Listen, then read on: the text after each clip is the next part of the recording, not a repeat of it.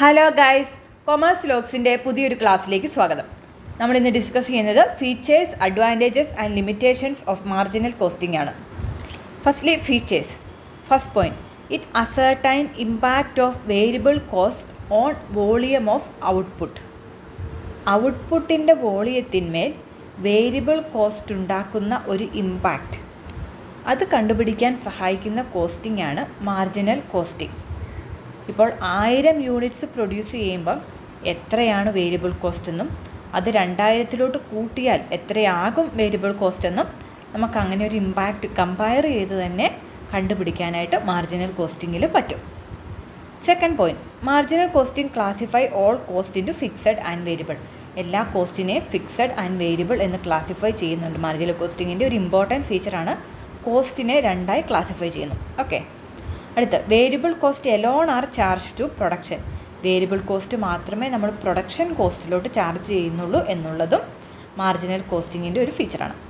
Fixed cost are charge to profit and loss for the period. Okay, fixed cost profit ആണോ loss ആണോ ആ ഒരു ഫിഗറിൻ്റെ കൂടെയാണ് ചാർജ് ചെയ്യുന്നത്.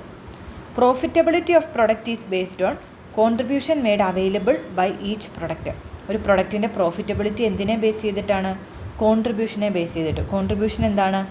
സെയിൽസ് മൈനസ് വേരിയബിൾ കോസ്റ്റ് ആണ് കോൺട്രിബ്യൂഷൻ. അപ്പോൾ കോൺട്രിബ്യൂഷൻ, വേരിയബിൾ കോസ്റ്റ് മാത്രം കുറച്ച് കിട്ടുന്ന ആ ഒരു കോൺട്രിബ്യൂഷനെ ബേസ് ചെയ്തിട്ടാണ് പ്രൊഡക്റ്റിൻ്റെ പ്രോഫിറ്റബിലിറ്റി നിശ്ചയിക്കുന്നത്.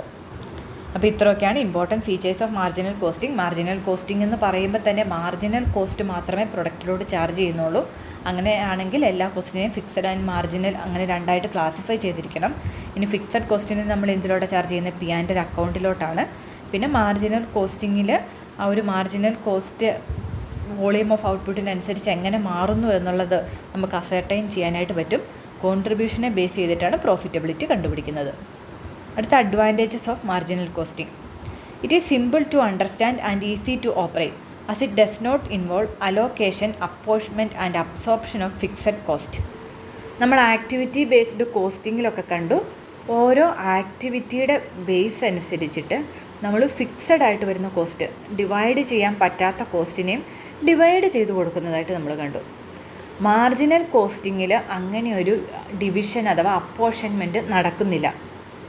വേരിയബിളായിട്ട് നമുക്ക് ഡിവൈഡ് ചെയ്ത് ഇൻഡിവിജ്വൽ യൂണിറ്റിലോട്ട് ഐഡൻറ്റിഫൈ ചെയ്യാൻ പറ്റുന്ന കോസ്റ്റുകൾ മാത്രമേ അലോക്കേറ്റ് ചെയ്യുന്നുള്ളൂ. ഫിക്സഡ് ആയിട്ട് വരുന്ന കോസ്റ്റുകൾ പ്രൊഡക്റ്റിൽ നമ്മൾ ചാർജ് ചെയ്യുന്നില്ല, അത് പ്രോഫിറ്റ് ആൻഡ് ലോസ് അക്കൗണ്ടിലോട്ട് എഴുതുകയാണ്. സോ അങ്ങനെ ഒരു അലോക്കേഷൻ അപ്പോർഷൻമെൻറ്റ് ഒന്നും നടക്കാത്തത് കൊണ്ട് തന്നെ മാർജിനൽ കോസ്റ്റിംഗ് വളരെ സിമ്പിളാണ്.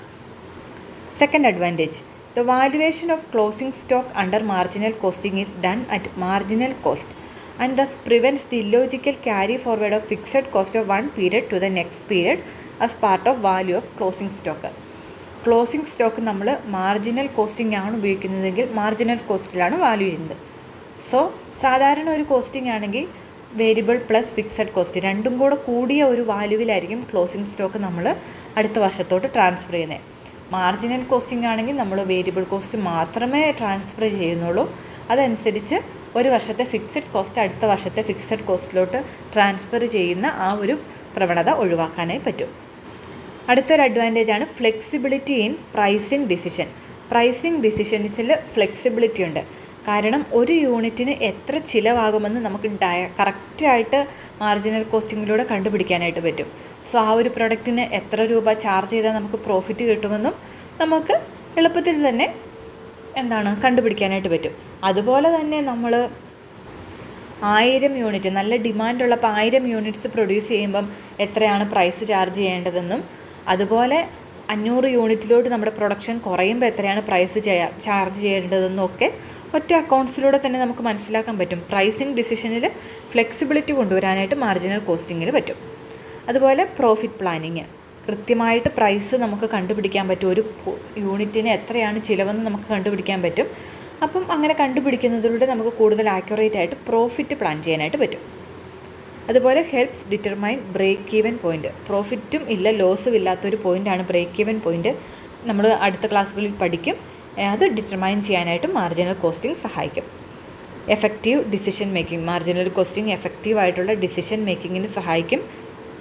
എന്തൊക്കെ ഡിസിഷനാണെന്ന് അതിൻ്റെ പ്രോബ്ലംസും നമ്മൾ അടുത്ത ക്ലാസ്സുകളിൽ ഡിസ്കസ് ചെയ്യുന്നുണ്ട്. അപ്പോൾ ഓരോ സിറ്റുവേഷൻസിലും ഇപ്പം നമ്മളൊരു യൂണിറ്റ് ഒരു കസ്റ്റമർക്ക് കൊടുക്കണോ വേണ്ടയോ എന്നുള്ള ഡിസിഷൻ തുടങ്ങി നമ്മൾ എത്ര യൂണിറ്റ്സ് പ്രൊഡ്യൂസ് ചെയ്താൽ നമുക്ക് ലാഭത്തിൽ ബിസിനസ് കൊണ്ടുപോകാം എന്നുള്ള ഡിസിഷൻ വരെ എല്ലാ ഡിസിഷൻസും എടുക്കാനായിട്ട് മാർജിനൽ കോസ്റ്റിംഗ് സഹായിക്കും. പിന്നെ സിംപ്ലിഫൈഡ് കോസ്റ്റിംഗ് ഓൾറെഡി നമ്മൾ പറഞ്ഞായിരുന്നു, എളുപ്പത്തിൽ നമ്മൾക്ക് കണ്ടുപിടിക്കാൻ പറ്റും, പോയിൻ്റ് അറിയാതെ റിപ്പീറ്റഡ് ആയിട്ടാണ്.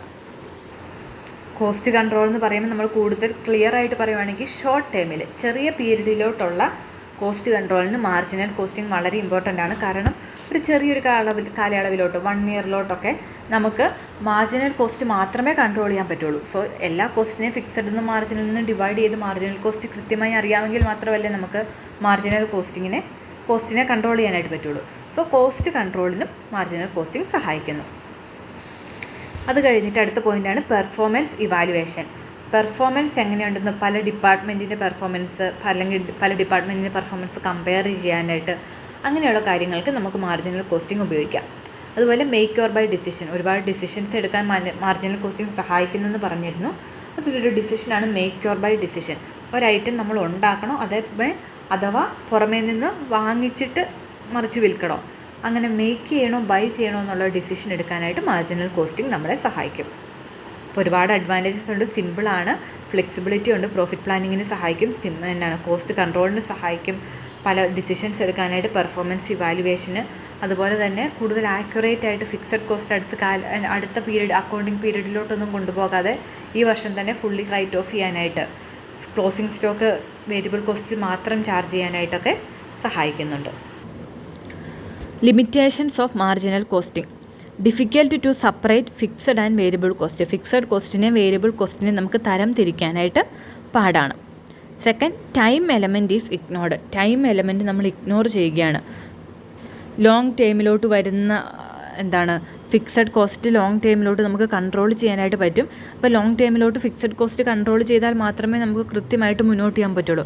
അതുപോലെ ചില വേരിയബിൾ കോസ്റ്റ് ഇപ്പം കൺട്രോൾ ചെയ്തില്ലെങ്കിൽ ഇപ്പോൾ ഇച്ചിരി നഷ്ടത്തിലാണെങ്കിലും ഫ്യൂച്ചറിൽ ലാഭം ഉണ്ടാക്കി തരാം. സോ ആ ഒരു ടൈം എലമെൻറ്റും കൂടെ കൺസിഡർ ചെയ്താൽ മാത്രമേ നമുക്ക് കൃത്യമായുള്ളൊരു വ്യൂ കിട്ടുള്ളൂ. മാർജിനൽ കോസ്റ്റിങ്ങിൽ ടൈം എലമെൻറ്റ് ഇഗ്നോർ ചെയ്യും. അടുത്ത showing closing stock at marginal cost is against accounting rules. നമ്മൾ ഫോളോ ചെയ്യുന്ന അക്കൗണ്ടിങ് പ്രാക്ടീസസിന് അഗെയിൻസ്റ്റ് ആണ് ക്ലോസിംഗ് സ്റ്റോക്ക് മാർജിനൽ കോസ്റ്റിൽ കാണിക്കുക എന്നുള്ളത്. പിന്നെ not suitable for industries where work in progress is high.